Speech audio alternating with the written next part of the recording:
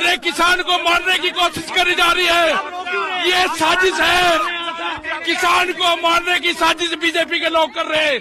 यहाँ पर जितने यहाँ पर लोग हैं उनके मारने की साजिश रची जा रही।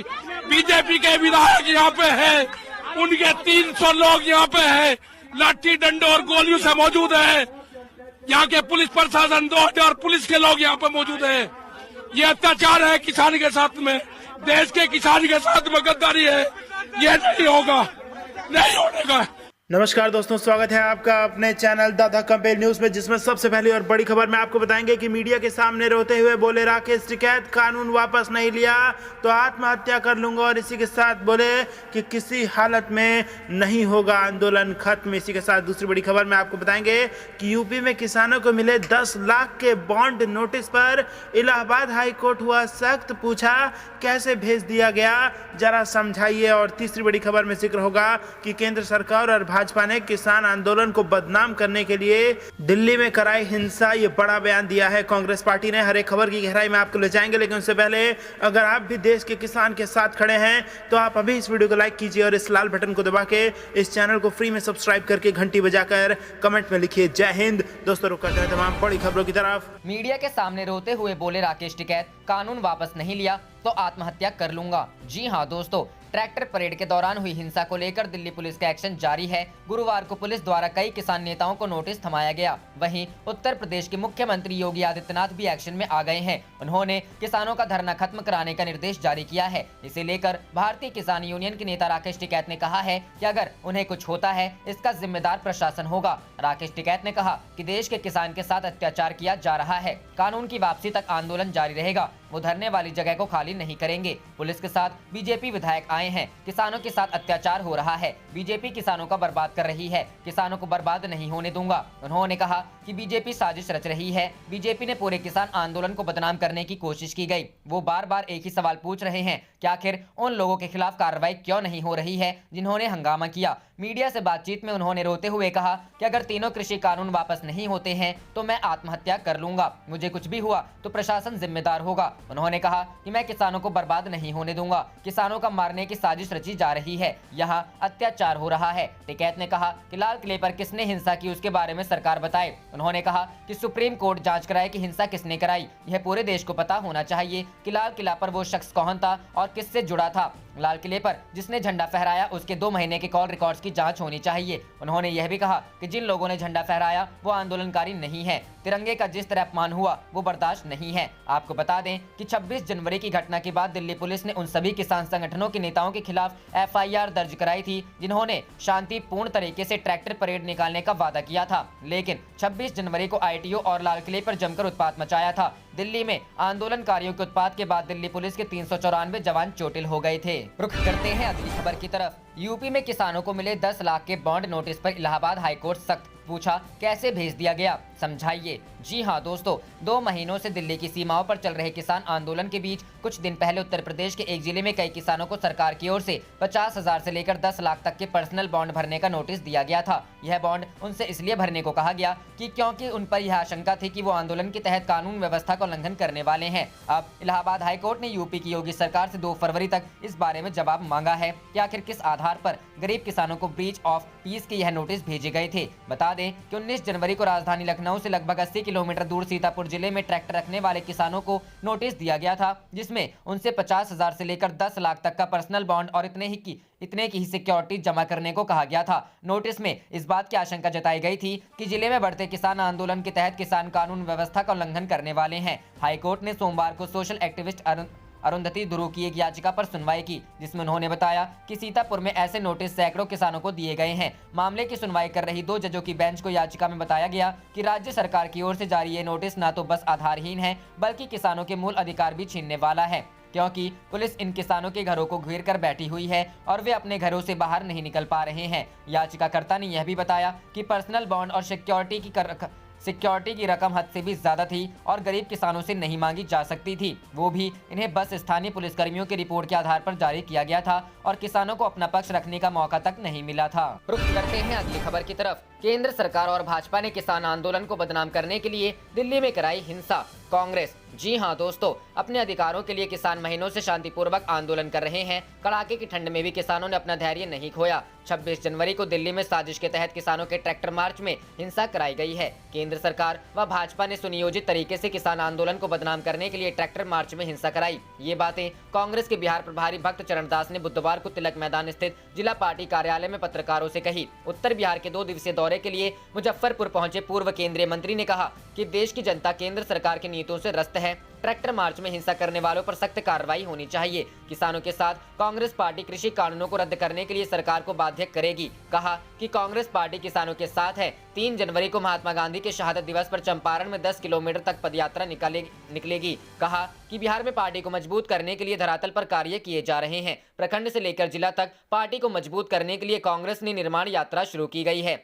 उन्होंने कहा कि बिहार में पार्टी अपने सहयोगियों के साथ गठबंधन जारी रखेगी। हमारा गठबंधन राजद व अन्य पार्टियों के साथ विचारधारा पर आधारित है। प्रदेश प्रभारी ने कार्यकर्ताओं को बढ़ाया उत्साह। पहली बार जिले के दौरे पर पहुंचे कांग्रेस के प्रदेश प्रभारी भक्त चरण दास ने कार्यकर्ताओं का उत्साह बढ़ाया। कई जगहों पर नेताओं व कार्यकर्ताओं ने माला पहनाकर उनका स्वागत किया। पार्टी कार्यालय में आयोजित बैठक में उन्होंने नेताओं व कार्यकर्ताओं को संबोधित किया। इस दौरान प्रदेश अध्यक्ष डॉक्टर मदन मोहन झा, कार्यकारी अध्यक्ष डॉक्टर अशोक राम, नगर विधायक विजेंद्र चौधरी, महिला सेल के अध्यक्ष अमिता भूषण, प्रवक्ता प्रेमचंद्र मिश्रा, राष्ट्रीय सचिव चंदन यादव, संजीव सिंह व गुंजन पटेल, कई अन्य नेता और कार्यकर्ता मौजूद थे। रुख करते हैं अगली खबर की तरफ। सुप्रीम कोर्ट ने की सरकार की खिंचाई। कहा फेक न्यूज की वजह से किसी की जान जाए, ऐसा ना हो। जी हां दोस्तों, सुप्रीम कोर्ट में सुनवाई के दौरान गुरुवार को एक बार फिर केंद्र सरकार की खिंचाई हुई है। तबलीगी जमात की याचिका पर सुनवाई के दौरान सर्वोच्च अदालत ने केंद्र सरकार को 26 जनवरी की हिंसा को लेकर भी लताड़ लगाई। दरअसल दिल्ली में तबलीगी जमात के कार्यक्रम के बाद उपजे कोरोना विवाद पर न्यूज चैनल्स की रिपोर्टिंग पर आपत्ति जताने वाले जमीयत उलेमा ए हिंद की याचिका पर सुनवाई के दौरान चीफ जस्टिस ने सरकार से पूछा कि आपने केबल टीवी नेटवर्क और टेलीविजन कार्यक्रम को अलग अलग क्यों रखा है, आपने मोबाइल इंटरनेट बंद किया। सरकार ने अपने हलफनामे में कहा कि न्यूज चैनल्स ने अपने लिए स्वायत्त नियमन यानी सेल्फ रेगुलेशन को अपनाया है। इनसे सरकार का सीधे तौर पर कोई लेना देना नहीं है। इस पर चीफ जस्टिस ने कहा कि ब्रॉडकास्ट कार्यक्रम लोगों को प्रभावित करते हैं, लेकिन सरकार इसमें कुछ क्यों नहीं करती। CJI ने कहा कि आपने तब तो इंटरनेट बंद कर दिया जब किसान दिल्ली पहुंचे थे, मोबाइल इंटरनेट भी बंद कर दिया था। सुप्रीम कोर्ट ने कहा कि आपको विषयों की गंभीरता को समझना होगा, ऐसी खबरों को रोकना होगा जो कानून व्यवस्था पर सवाल बने। आपने आंखें क्यों बंद कर रखी है, कुछ करते क्यों नहीं। सुप्रीम कोर्ट ने कहा कि ऐसे कई कार्यक्रम हैं जो किसी समुदाय को उत्पीड़ित करते हैं या उस पर प्रभाव डालते हैं, लेकिन सरकार इन पर कुछ नहीं करती है। रुख करते हैं अगली खबर की तरफ। ममता बनर्जी का तीखा तंज, अमित भैया पहले दिल्ली संभाल लो फिर बंगाल की सोचो। जी हां दोस्तों, कृषि कानूनों को लेकर पश्चिम बंगाल की मुख्यमंत्री ममता बनर्जी ने भी मोदी सरकार पर निशाना साधा है। ममता का कहना है कि हम किसानों के साथ हैं और ये तीनों कानून वापस होने चाहिए। दरअसल ममता सरकार ने कृषि कानूनों के विरोध और उन्हें निरस्त करने को लेकर विधानसभा का 2 दिवसीय विशेष सत्र बुलाया है। यहाँ इन कानूनों के खिलाफ प्रस्ताव पेश किया गया। ममता ने कृषि कानूनों को लेकर हो रहे आंदोलन और दिल्ली में हुई हिंसा को लेकर भी सरकार पर जमकर निशाना साधा। कृषि कानूनों के खिलाफ विधानसभा में लाए गए प्रस्ताव पर चर्चा के दौरान ममता ने कहा कि दिल्ली की स्थिति को पुलिस संभाल नहीं पाई। अगर ये बंगाल में होता तो अमित भैया कहते क्या हुआ, हम इसकी कड़ी निंदा करते हैं। हम चाहते हैं तीनों कृषि कानूनों को निरस्त किया जाए, या तो आप कानून वापस ले लें या फिर कुर्सी छोड़ दें। ममता ने आगे कहा कि हम किसानों के साथ हैं और चाहते हैं ये कानून वापस हो। ये कानून जबरदस्ती पास करवाए गए हैं। मोदी सरकार ने दिल्ली में हुई हिंसा को बहुत खराब तरीके से हैंडल किया। वहाँ जो हुआ उसके लिए पूरी तरह से बीजेपी जिम्मेदार है। पहले दिल्ली को संभालो फिर बंगाल के बारे में सोचो। इससे पहले कांग्रेस नेता पी चिदम्बरम ने भी दिल्ली में हुई हिंसा के लिए बीजेपी और अमित शाह को जिम्मेदार ठहराया था। उन्होंने कहा था कि लाल किले में घुसे प्रदर्शनकारी बीजेपी के एजेंट थे, इसके लिए अमित शाह जिम्मेदार हैं। इसलिए कांग्रेस ने उनके इस्तीफे की मांग की है। प्रकाश जावड़ेकर द्वारा कांग्रेस के पूर्व अध्यक्ष को इस घटना के लिए जिम्मेदार ठहराने की बात पर चिदम्बरम ने कहा कि miss information and broadcasting minister को सीरियसली लेने की जरूरत नहीं है। रुख करते हैं अगली खबर की तरफ। ट्रैक्टर रैली में हंगामा खड़ा करने के लिए बीजेपी ने दीप सिद्धू को प्लांट किया। आम आदमी पार्टी। जी हां दोस्तों, आम आदमी पार्टी ने बुधवार को आरोप लगाया कि गणतंत्र दिवस के दिन राष्ट्रीय राजधानी दिल्ली में किसानों की ट्रैक्टर रैली में हंगामा खड़ा करने के लिए भारतीय जनता पार्टी ने दीप सिद्धू को प्लान किया था। मंगलवार को आयोजित किसानों की ट्रैक्टर रैली का लक्ष्य कृषि कानूनों को वापस लेने और फसलों के लिए न्यूनतम समर्थन मूल्य की कानूनी गारंटी की मांग करना था।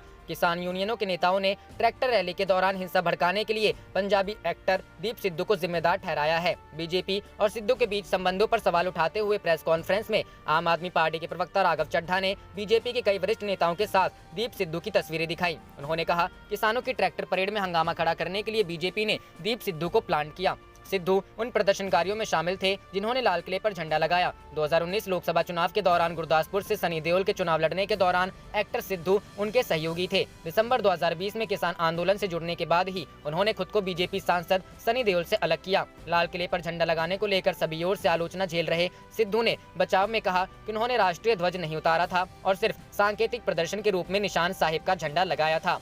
निशान साहिब झंडा सिख धर्म का प्रतीक है और उसे सभी गुरुद्वारों पर लगा हुआ देखा जा सकता है। मंगलवार की शाम फेसबुक पर डाले गए एक वीडियो में सिद्धू ने दावा किया कि यह सोच समझकर नहीं किया गया था और उसे कोई सांप्रदायिक रंग नहीं देना चाहिए या कट्टरपंथ नहीं बताया जाना चाहिए। दिल्ली पुलिस ने राजपथ पर समारोह समाप्त होने के बाद तय रास्ते से ट्रैक्टर रैली निकालने की अनुमति दी थी, लेकिन हजारों की संख्या में किसान समय से पहले विभिन्न सीमाओं पर लगे बैरिकेड्स को तोड़ते हुए दिल्ली में प्रवेश कर गए। कई जगह पुलिस के साथ उनकी झड़प हुई और पुलिस की लाठीचार्ज और आंसू गैस के गोलों का सहारा लेना पड़ा। किसानों का एक समूह लाल किला भी पहुंच गया और वहां गुंबद पर तथा ध्वजारोहण स्तंभ पर झंडे लगा दिए। इस स्तंभ पर केवल राष्ट्रीय ध्वज तिरंगा फहराया जाता है। रुख करते हैं अगली खबर की तरफ। चीन और नोटबंदी को लेकर राहुल गांधी का पीएम मोदी पर निशाना, कहा उन्होंने देश को कमजोर किया। जी हां दोस्तों, केरल के 2 दिनों के दौरे पर पहुंचे कांग्रेस के पूर्व अध्यक्ष राहुल गांधी ने अपने संसदीय क्षेत्र वायनाड में केंद्र की मोदी सरकार पर हमला बोला। राहुल गांधी ने प्रधानमंत्री नरेंद्र मोदी पर देश को कमजोर करने का आरोप भी लगाया। राहुल गांधी ने कहा कि प्रधानमंत्री ने नोटबंदी और जीएसटी लाकर देश को बर्बाद कर दिया। राहुल गांधी ने कहा कि प्रधानमंत्री नरेंद्र मोदी ने देश को कमजोर किया है, नोटबंदी और जीएसटी लाकर अर्थव्यवस्था को भी बर्बाद किया। आज भारत में बेरोजगारी दर सबसे ज्यादा है। उन्होंने देश को बांटा है और यही वजह है कि चीन ने भारत की सीमा में घुसपैठ की है। इससे पहले राहुल गांधी ने मंगलवार को केरल के मल्लापुरम में स्कूली छात्राओं से बातचीत की और उनका आह्वान किया कि वे आर्थिक और मनोवैज्ञानिक रूप से स्वतंत्र बने। राहुल गांधी मंगलवार को यहां पहुंचे और एक सरकारी विद्यालय की छात्राओं से संवाद किया। उन्होंने कहा, सबसे महत्वपूर्ण चीज आपकी स्वतंत्रता है। आप किसी पर निर्भर नहीं है और आप लोगों को अपने बल पर प्रयास करना और आगे बढ़ना होगा। इसमें आपकी आर्थिक और मनोवैज्ञानिक स्वतंत्रता भी शामिल है। कांग्रेस नेता के मुताबिक समाज प्राय लड़कियों और महिलाओं का स्वतंत्र होना पसंद नहीं करता। उन्होंने कहा, आप हर यह जिम्मेदारी भी है कि आप खुद स्वतंत्र बने और दूसरी बहनों को ऐसा करने में मदद करें। कांग्रेस के वरिष्ठ नेता एवं पूर्व मुख्यमंत्री ओमन चांडी, विधानसभा में नेता प्रतिपक्ष रमेश चैथिनाला, प्रदेश कांग्रेस कमेटी के अध्यक्ष मुल्लापल्ली रामचंद्रन और इंडियन यूनियन मुस्लिम लीग के कई नेताओं ने कारीपुर हवाई अड्डे पर राहुल गांधी की अगवानी की।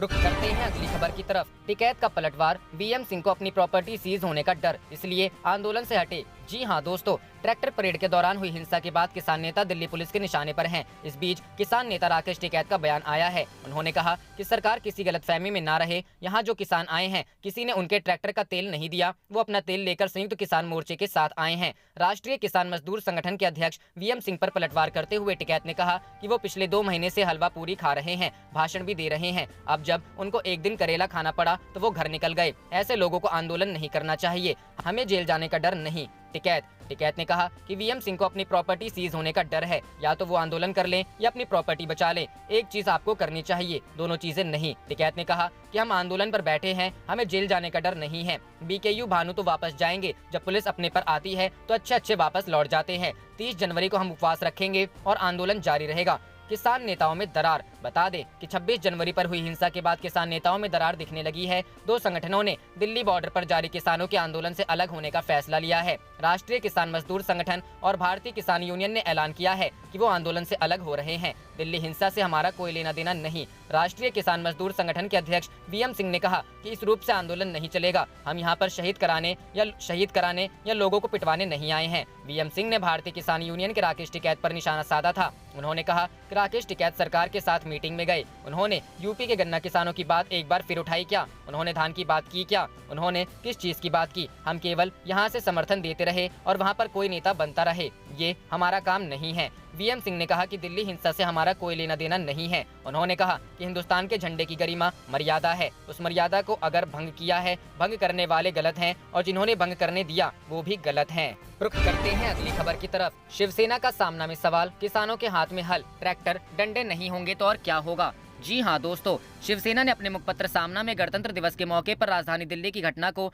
देशहित के खिलाफ बताया, लेकिन साथ ही लाल किले पर हुई हिंसा में दीप सिद्धू का नाम आने और उसके भाजपा के साथ संबंध पर सवाल भी खड़े किए हैं। किसानों की परेड से हिल गया देश। 26 जनवरी को दिल्ली के राजपथ पर सुबह गणतंत्र दिवस की परेड हुई और दोपहर को किसानों की परेड से पूरा देश हिल गया। कानून व्यवस्था की धज्जियां उड़ गईं। गणतंत्र दिवस पर ऐसी घटना होने की पीड़ा सभी को है। दीप सिद्धू का भाजपा से संबंध। शिवसेना ने सवाल उठाया कि लाल किले में घुसकर जिस भीड़ ने हड़कंप मचाया, उस भीड़ का नेतृत्व कोई दीप सिद्धू नामक युवक कर रहा था। ऐसा सामने आया है कि यह सिद्धू प्रधानमंत्री मोदी, गृह मंत्री अमित शाह के खेमे का है। भाजपा के पंजाब के सांसद सनी देओल के सिद्धू से करीबी संबंध है। किसान नेताओं का कहना है कि ये महाशय पिछले 2 महीनों से किसानों की भीड़ में घुसकर बगावत और अलगाववाद की बात कर रहे थे।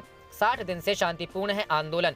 सामना में कहा गया है कि पिछले 60 दिनों से किसानों का आंदोलन शांतिपूर्ण तरीके से चल रहा है। 3 नए कृषि कानूनों को रद्द करने की मांग लेकर किसान दिल्ली की सीमा पर जमे हुए हैं। इसके बावजूद किसान आंदोलन में किसी भी प्रकार की फूट नहीं पड़ी और किसानों का धैर्य भी नहीं टूटा। किसानों के आंदोलन खालिस्तानी भी कहा गया, लेकिन वे फिर भी किसान शांत रहे। सरकार के आंदोलन भड़काने की मंशा। शिवसेना ने कहा कि सरकार की इच्छा थी कि किसानों को भड़काकर हिंसाचार करवाकर इस आंदोलन को बदनाम किया जाए। किसानों ने कानून अपने हाथ में ले लिया। ऐसा कहना आसान है, लेकिन कृषि कानून को रद्द करो, ऐसा आक्रोश 60 दिनों से चल रहा है। उस कानून को लेकर इतना लचर रवैया क्यों? किसान खुद की रोटी सब्जी बनाकर दिल्ली की सीमा पर खा रहा है। पंजाब के किसानों का यही स्वाभिमानी तेवर सरकार को बेचैन कर रहा है।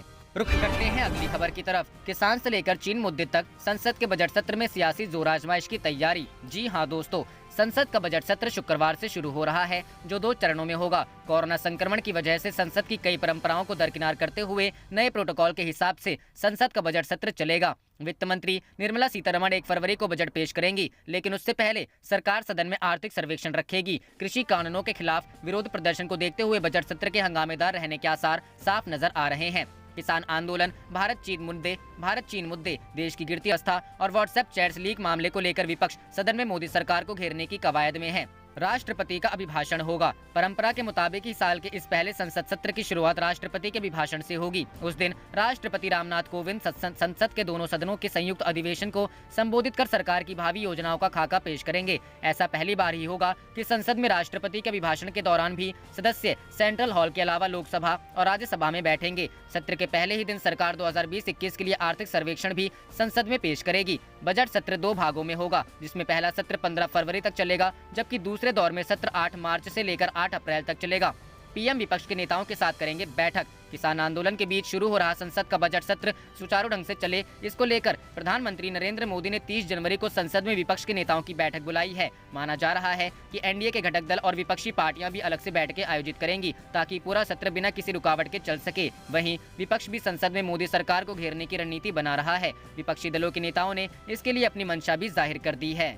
रुख करते हैं अगली खबर की तरफ। दिल्ली में हुई हिंसा के लिए गृह मंत्री अमित शाह जिम्मेदार, तुरंत होने चाहिए बर्खास्त। कांग्रेस। जी हां दोस्तों, पिछले 2 महीनों से नए कृषि कानूनों के खिलाफ आंदोलन कर रहे किसान संगठनों ने मंगलवार को ट्रैक्टर रैली निकाली। वैसे तो ये ट्रैक्टर रैली दिल्ली बॉर्डर और आसपास के इलाकों में होनी थी, लेकिन बड़ी संख्या में प्रदर्शनकारी लाल किले पर पहुंच गए। इस दौरान वहां पर जमकर हिंसा हुई। साथ ही लाल किले की प्राचीर पर निशान साहिब को लहरा दिया। हिंसा के बाद अब मोदी सरकार और गृह मंत्री अमित शाह कांग्रेस के निशाने पर आ गए हैं। कांग्रेस के राष्ट्रीय प्रवक्ता रणदीप सिंह सुरजेवाला ने दिल्ली में गणतंत्र दिवस पर हुई हिंसा की निंदा की है। उन्होंने कहा कि किसान आंदोलन की आड़ में हुई हिंसा के लिए सीधे गृह मंत्री अमित शाह जिम्मेदारी हैं। उन्हें एक पल भी अपने पद पर बने रहने का अधिकार नहीं, उन्हें बर्खास्त किया जाना चाहिए। ये मांग अखिल भारतीय राष्ट्रीय कांग्रेस पीएम मोदी से करती है। उन्होंने आगे कहा कि हिंसा के बाद अब गृह मंत्री के इशारे पर दिल्ली पुलिस उपद्रवियों पर मुकदमा दर्ज करने की बजाय संयुक्त किसान मोर्चे के नेताओं पर मुकदमा दर्ज कर रही है, जिससे साबित होता है कि ये बीजेपी सरकार की साजिश है। राहुल गांधी ने कही ये बात।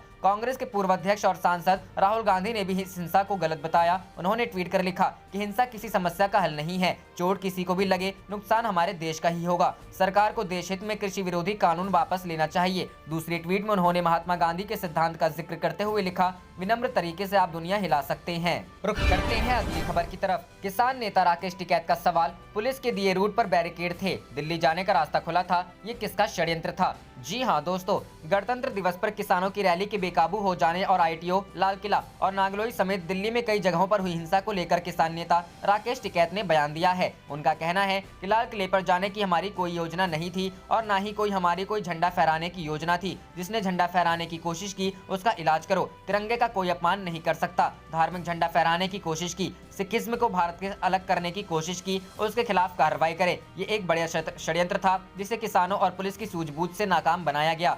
5 बजे तक दिल्ली खाली हो चुकी थी। रात को भी हमने पुलिस को कुछ लोगों को सौंपा जिन्होंने पुलिस वालों पर ट्रैक्टर चढ़ाने की कोशिश की थी। उन्हें ये आंदोलन और स्थान छोड़ना पड़ेगा, उनके खिलाफ कार्रवाई करवाएंगे। टिकैत ने आगे कहा कि इसकी भी जांच होनी चाहिए कि जो रूट पुलिस ने दिया उस पर बैरिकेड्स होंगे और दिल्ली जाने वाला रास्ता खुला होगा। ये साजिश किसने रची, दिल्ली में किसानों को किसने जाने दिया, इसकी पूरी जांच होनी चाहिए। जो रास्ता दिया गया था जिस पर किसान जा रहे थे उस पर पक्की बैरिकेडिंग और अपनी फोर्स भी रखोगे और वाटर कैनन भी। दिल्ली वाला रास्ता खुला रखोगे। इसका गणितबाजी कौन है, हमें तो उससे मिलना है। टिकैत ने यह आरोप भी लगाया कि कितने किसानों के ट्रैक्टर तोड़े गए ये नहीं दिखाया गया। करीब 400 ट्रैक्टर गाड़ियां तोड़ी गई। वायरल वीडियो पर टिकैत का जवाब पर लाल किले की परेड के वायरल वीडियो को लेकर टिकैत ने कहा कि मैंने जो कहा था वो मुझे पता है क्या कहा। आपने क्या कहा? मैंने कहा था कि सरकार और अधिकारियों के साथ मिलकर एक परेड लाल किले से और वहां तक हम कर लेंगे। लेकिन अधिकारियों ने कहा कि वहां परेड नहीं हो सकती। तब मैंने रिंग रोड के लिए बोला, वो भी मना हो गया था। उसके बाद ये रूट फाइनल हुआ था। आप देख रहे थे आपका अपना चैनल जय हिंद जय भारत।